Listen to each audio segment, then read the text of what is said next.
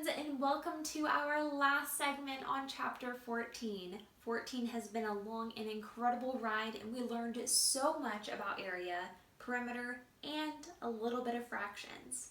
In our last segment, we learned about how to use area and fractions in order to equally divide a piece of area into equal parts, and then to label those equal parts by using a fraction.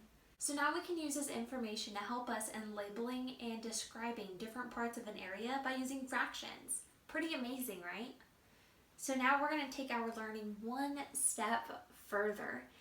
Do you remember a couple lessons ago when we learned about something called standard units? And then we learned about customary units and metric units? Well, we're going to be using that information that we learned to help us accurately measure items and in finding measurement tools that will help us measure those items in an easier way. So today I have a few different tools that I would like to show to you. Some of them you might recognize and others you might not. So today I have something called a tape measure. Have you ever seen a tape measure before? It looks like this. It's a little heavy. It's made usually out of plastic on the outside, and then if you pull it here, out pops like a ruler type of thing. Wow, that's pretty cool. So, did you know that this is a tool that a lot of people use around their house and even for their jobs to measure different things? For sure.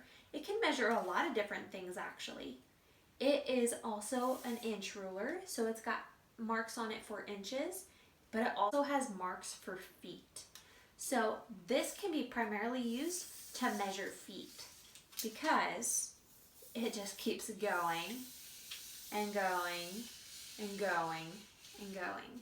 So you can measure a room, you can measure a garden, you can measure really large things with a tape measure. Pretty cool. Another tool that we are more familiar with is this. And this is also known as an inch ruler. And it measures things by an inch. And then we have this ruler. Now you might have seen this type of ruler before too. And this is also known as a yardstick. So it measures things to the yard. So the length from this side to this side is 1 yard. Cool, right? But did you also notice that it's got marks for inches? So a yardstick has 36 inches. Therefore, it would also be the equivalent of 3-inch rulers. 1, 2, and 3. Pretty amazing. And this can be used to measure larger things as well, whereas the inch ruler is likely to measure something a little smaller. There are many other tools that I didn't have with me that I'm going to show you pictures of. This is a laser measuring tape, just like a regular measuring tape. Then we have a measuring wheel, which is used to measure larger items, like a mile. And now these were just a few of the measuring tools that I found in my house, and there are a bunch more that are used by construction workers, maybe your parents, and other people. And they are used to measure different sized items, some items that might be this small, or some items that might be huge.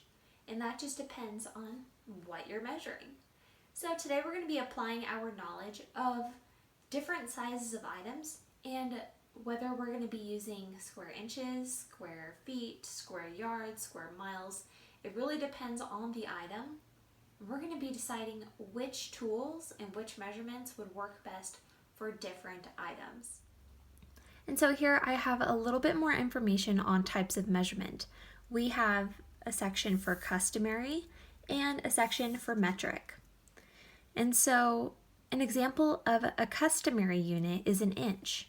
And an inch is about the length of a paper clip. So just about an inch is just about how long a paper clip is.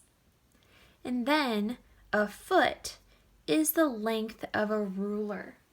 So an example is if we look at a ruler from our start to our end is a foot. So therefore 12 inches is the same thing as a foot. And then a yard is about the height of a chair. So if you were to pull out my yardstick and have that presented vertically from the ground on up, it would measure about the height of a chair. And then a mile is the same length of 1,760 yardsticks. So the same yardstick that I used to measure the height of a chair, we would need 1,760 of them to make a mile. That is a huge difference. And pretty neat, huh? And then for metric units, we have a millimeter. And a millimeter is about as thick as 5 sheets of paper. So for example, if I have 1, 2, 3, 4, and 5 sheets of paper, and I were to make them all nice and neat. Now, the thickness, do you see how thin that is? It's really, really thin. But anyways, that right there would be about the thickness of a millimeter. It's extremely small. And then a centimeter is about the width of your pinky. So if I held out my pinky and I measured it going this way, that's about the same size as a centimeter. And then a meter is about the width of a door. So if you were to look at a door like this, you would measure how wide it is. And that's about the same length or the same width as a meter. And then a kilometer is about the length of 10 football fields. Have you ever been on a football field before? Those are huge. Now imagine if we had 10 of them. That's what a kilometer is. Isn't that crazy long? And so now since we've had a little bit more exposure to the different types of measurement and really what they look like compared to different items in our world, I'm going to have us pull out our workbook page. So I have my practice 14-11 out, and it's going to be talking about how we can look at different types of materials and figure out, well, what are we going to be measuring for? And we're going to be looking at different types of items or places or things, and then we're going to be deciding what would be best to measure that item. What is more realistic and what's going to help us the best. And then we're going to also talk about in 5 through 8 the different types of tools that we can use to measure those items. So we're going to be going over 2, 4, 5, and 8 for this practice. And first, I'm going to have us read the directions. For 1 through 4, name the measurement unit you would use to measure the area of each item. So our first item is New York City. Now, we're talking about the entire city of New York. That is incredibly large. So, would we be using something like an inch ruler? Oh no, that would take us like years to measure it in the entire city of New York. Would we use centimeters? No, because that's smaller than inches. Now, what about feet? No, that would still take us very long because remember, a foot's only the size of a ruler. Now, let's see. So we don't want to use feet. And yards is the same as a yardstick, and that's not quite long enough. Now, but what if we used a mile? Remember, a mile is about the same length as 1,760 yardsticks. So could we use that to help us measure New York City since it's so huge? Yeah, we definitely could. So we would be measuring New York City in what's called miles, but we're going to be using square miles. And since we're looking for the area, we're looking for the amount of square units within New York City, so therefore square miles. But could we use another form of measurement to measure New York City? Do you think we could use a kilometer or kilometer? Potato, potato. Could we use a kilometer? For sure. Yeah, remember, a kilometer is the length of 10 football fields. So that could also help us in measuring New York City.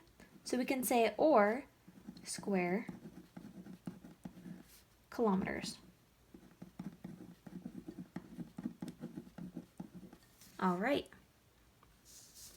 Now what about a vegetable garden? Would we also use miles or kilometers? No, not really, because we're not having a garden the size of New York City, right?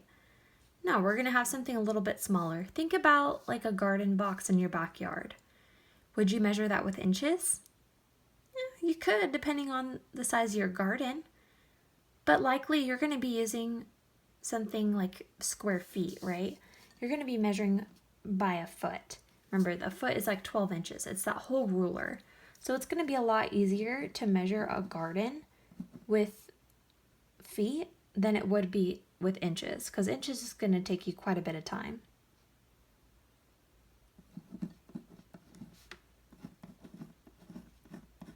And is there another type of measurement that you could use? Would you use a millimeter? No, because that's like 5 sheets of paper. It's tiny. Now what about a centimeter? The width of the pinky? No, that would still take you way too long. Now what about a meter? And that's about the width of a door. Yeah, depending on the garden that you have, you could definitely measure in square meters.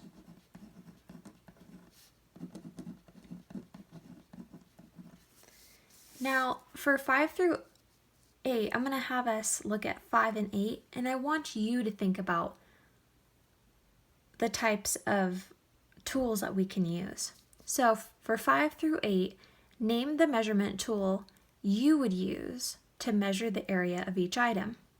So now you're going to think about the different tools that you can use and which one would be easiest for measuring the area of each item. And the first one is the roof of a building. What kind of a tool would you use to measure the area of the roof of a building? Would you use an inch ruler or a centimeter ruler? Would you use a foot or a centimeter or a meter? Would you use a yard stick or a mile? And what type of tool would you use? Would you use an inch ruler to measure an inch or a foot? Would you use a centimeter to help measure centimeters? Would you use a yardstick?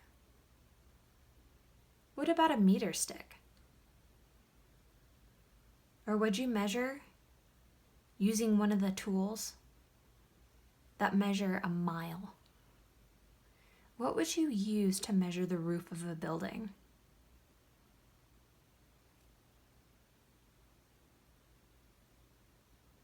Exactly, yeah.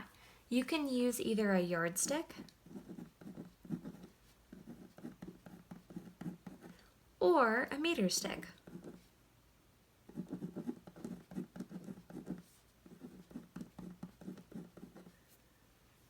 Exactly. And remember, a yardstick is like that big stick that I showed you that is about the height of a chair. And then the meter, or a meter stick, would be about the width of a door. Now let's look at number 8. Now, what measurement tool would you use to measure a crayon box? Would you use an inch ruler? Or maybe a centimeter ruler?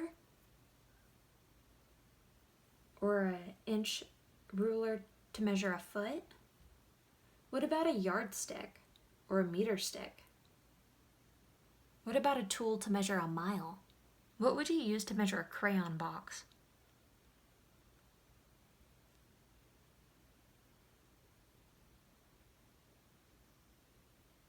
Yeah, exactly. So I would probably use something like an inch ruler or a centimeter ruler.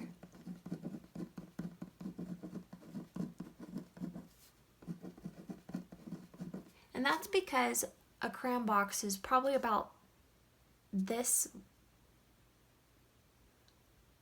long and about probably that wide. So it's not going to be something that's very big. So using an inch ruler or a centimeter ruler is really going to help us in narrowing down the size for the area of that item. And now for the rest of these problems, you're just going to be using the same thing. Make sure you read the directions for each of the problems, and then just think about the different types of square units that you can use to measure that item, or the different types of tools. And this is going to be really important in understanding how you can use these tools in real life as well. So that was a pretty fun lesson about measuring, right? We got to learn about different square units and how we can use those to measure different items that are like as huge as New York City or as small as like a crayon box. And then like different tools like our inch ruler or our meter stick or yardstick. And then maybe, I mean, it wasn't written there, but we could have also used a tape measure, right? Because that measures like inches and centimeters and feet, and I think even yards too. So there's a bunch of different tools and a bunch of different ways that you can measure things around your house and just beyond the classroom in general. If you have a ruler at home, take the ruler out. See if you can go around your house and maybe see if you can measure books, or maybe measure how tall you are. And maybe you can like find the length and the width of different items and find the area of those items around your house. There is an abundance of ways that you can use this information in your lives at home. So I hope you give this a try. Find some different types of measuring tools and use them. Use them around your house and show mom and dad or grandparents, sister, brothers, cousins, anybody, and you can show them what you've learned. It's pretty amazing. So now I want you to think, what did you learn today about measurement? What are some of the tools that you now know that you can use? Is there something new that you learned? Is there something that you already knew? And then now I just want you to think, what are the things that you can measure at home with these tools? What things would you want to measure? Feel free to tell me in the comments section, or if you want to tell me in our next Zoom meeting in the comments. I would seriously love to hear your ideas, and I know this topic is super fun, so I hope you get to try it on your own. And just as promised, I do have a trivia answer from our last segment and a new question for you. So in our last segment, our question was, France borders which ocean? Do you know? Did you find the answer? So, France borders the Atlantic Ocean. Kinda cool, right? Alright, so now we have a new question, and our question is, won't is a contraction for what two words? Won't is a contraction for what two words? Alright, so that concludes our lesson for today. Thank you so much for joining me in yet another Wisdom Window learning segment, and I hope to see you next time because that's going to be a really important lesson. If you haven't been following along with all the videos for chapter 14, this is going to be an exceptional lesson for you because we're going to go over step by step all of the units in chapter 14. And so that way we can practice and get ready for that test we have. Until then, I hope you guys are doing great. I hope to see you soon, and well, I'll see you next time. Bye.